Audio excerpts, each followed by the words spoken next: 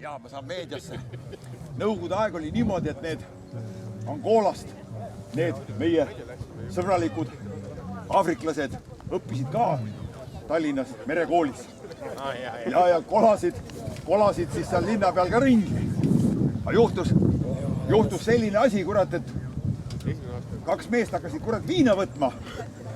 Ja mõtlesid, et kus me viina võtame, et lähme tead siia plangu taha, võtame siin natuke viina.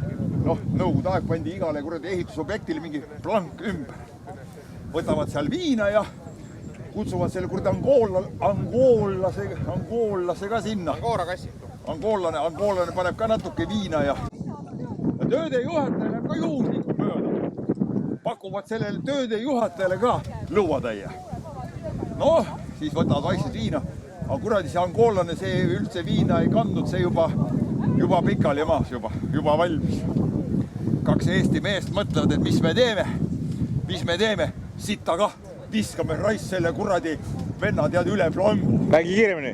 Üle plangu. Hakkavad seda üle plangu viskama. Aga tööde juhataja. Ilja murel.